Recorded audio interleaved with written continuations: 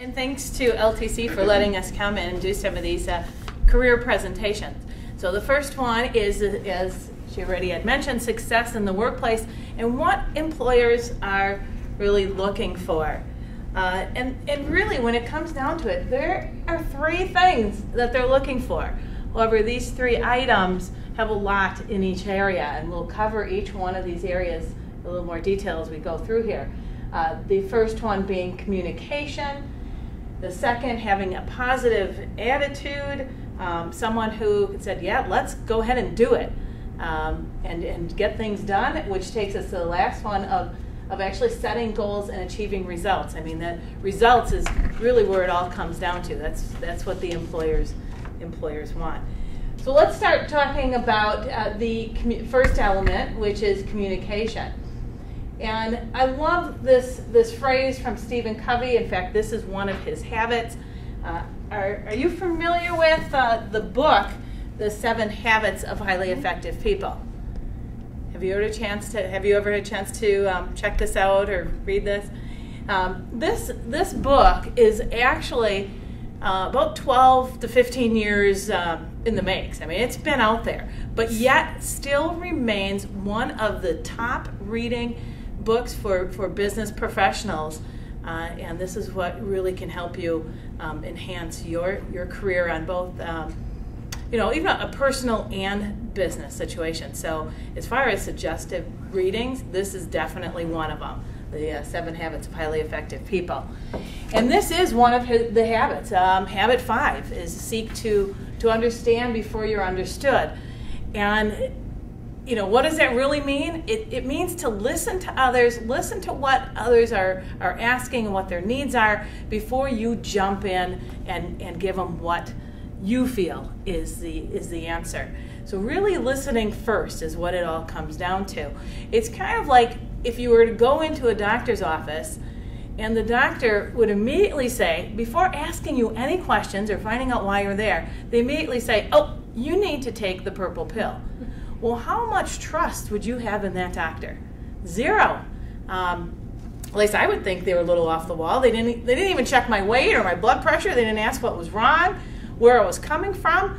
So if someone feels like you now understand me, and if I feel like this doctor understands what I'm going through, and now he comes back and prescribes something, I would have a lot more trust. And that's kind of what this is all about. It's really developing the trust in the workplace with your coworkers, with your boss, with your teammates, with your vendors, with all your customers, developing that trust, and it's all developing that through understanding them first and then for you to be understood. Now, also in regards to communication, we have several ways that we communicate. Either the phone, face-to-face, written, email, or your just personal presentation. All of these very important within the workplace. First one being the phone, and then also going into face-to-face. What happens when you connect with someone face-to-face, or these first pieces will be over the phone as well, only 7% of the words we use is what's captured. Otherwise, they're, so what we say isn't as important as, let's say, this next part is the way we say it. It jumps up to 36% on the way we say it. Are we enthusiastic about what we're presenting? Are we enthusiastic to what we're asking? Do you have a smile on your face? So on and so forth. It's the way we say it, our tone that comes across. So when you're on the phone, these two things are very important, because the next one, which is 57%, is what they see. Now here's where that smile comes in, if you're standing tall, if you seem confident. But notice, so often, people are so worried about what they're saying, but what it really comes down to is what that person is hearing in your tone and what they're seeing in your facial expression, and if you're standing tall, not someone that's slumped over and kind of mumbling. That's what they're hearing, rather than what your real message is all about. Now, eventually, that's the first couple of seconds. Eventually, then they get back into the number one, and that's what you're actually saying. And that's, of course, where that becomes important. In fact, I hear from more companies when they're in an interviewing process that they will ask the receptionist, hey, how did that person come in? How did they present themselves when they walked in the door?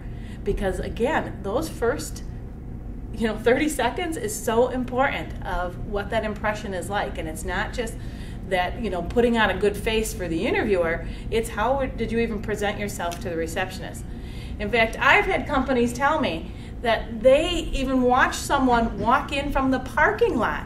And how is that person walking in? How is that person walking in? Are they walking in tall? Do they have a good pace to their footsteps? Or are they kind of walking in like this?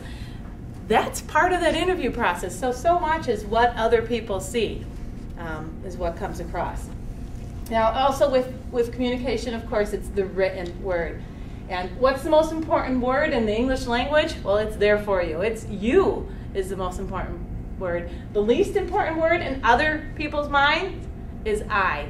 So when you're writing something, very important to keep in mind, it's not, when you're sending out an email or you're sending out a letter, that you don't start everything off with the word I.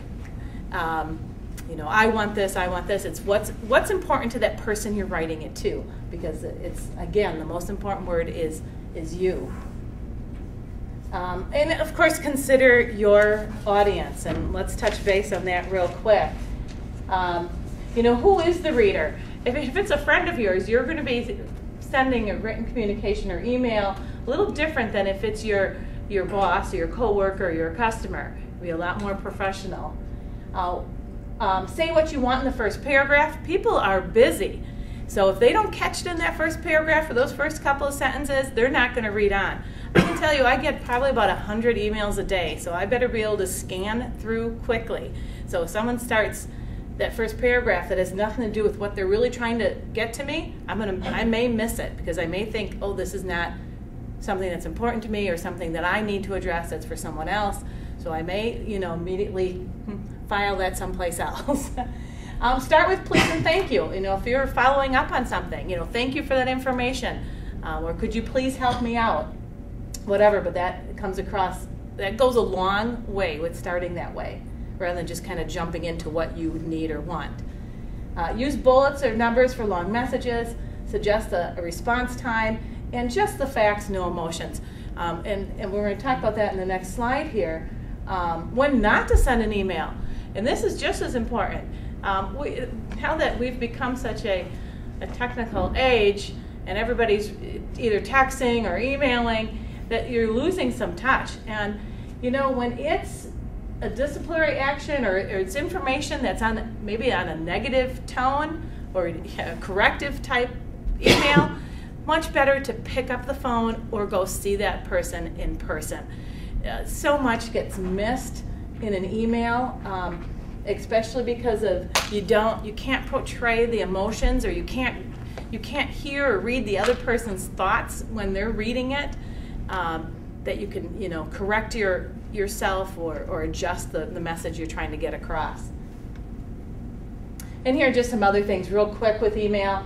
Again, pick up the phone or go walk over to see the person. Are you sending it to the right people? Actually read through your message to make sure that you don't have grammar errors or, of course, spelling errors, which are sometimes the spelling errors are picked up right away, but it's the grammar errors that may not be picked up. Is my message clear? Do I have the facts? And will the message offend anyone? Let's definitely keep that in mind. Again, if there's a problem with this last one, pick up the phone or go see that person. On the personal end, this is that third piece that we were talking about. Dress for success, dress for what you're trying to portray, where you're trying to go. Of course, a smile, that goes so far. I can't believe the big difference that makes on the phone, in person. People like dealing with people who are happy and are in a good place and feel confident. I think confidence definitely comes across with the smile as well. Accommodate, and of course do unto others. These items here are often common sense, but not always common practice, and that's where we need to really watch that piece. Now, I want to talk about the next part that I said was very important for employers, and that's attitude. According to Harvard University, they're saying, success, happiness, accomplishment, and fulfillment, that 85% is in regards to attitude, 15% on your aptitude. The same thing goes with people hiring and firing. These are the same percentages. You're often hired because of 85% of your attitude, but also could be fired because of that same 85% of attitude. So you don't want that ever to be the case. I want to do a quick, before we do that exercise, let's talk about your knowledge, skills, and the attitude, and where do these all fit in? Knowledge is, of course, what you know. Your skills is how to do it, and then, of course, your attitude, your want to be able to do it. And I love this example, the example of someone smoking, or trying to quit smoking. We have the knowledge of that it's not good for you. It's not good to smoke. So we all have that knowledge. We all know that. It's on every package. The doctors tell us that. The skills. Everyone has the skills to smoke. How difficult it is to light up a cigarette. But it's the attitude that is the hardest one, to actually do it. So we know what we need to do. We know what the skills are, but it's the actual doing it. And you can relate that to a lot of things in your life, and in work and personal. A lot of times we know what we need to do, but it's doing the willpower to actually do it. And it reminds me of, I don't know if you guys know that Michael Jordan, famous basketball player, that he was actually cut from the high school basketball team. But he had the attitude to make it happen. So he worked on his knowledge and his skills every day by shooting over 100 shots every day until he got back on that team. And then, of course, the rest of the history of how well Michael Jordan did in basketball. But I think it's amazing. Because of that bottom piece, the attitude, got him to where he was. After being cut, how many times would someone actually move on to get to that next level? Quick exercise here in regards to attitude. We say attitude is everything, and we're going to do a quick exercise on what these actually mean. Now, if an A is the first letter of the alphabet, and that equals 1, you're going to put a 1 next to your A. If you could do that with me. The T, I'll give you the numbers. The T is actually the 20th letter in the alphabet. So we're going to put the number 20 in there. The next T will also be 20. The I is the 9th alphabet, so put number 9. T is 20 again. U is 21. D is 4. E is 5.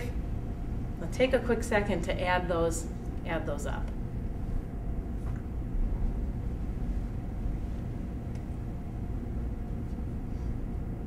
Did you get them at it?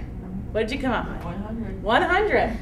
That's attitude. Having the right attitude, you're going to get 100%, or put in 100%. So it's the attitude that will pull you through to make it work.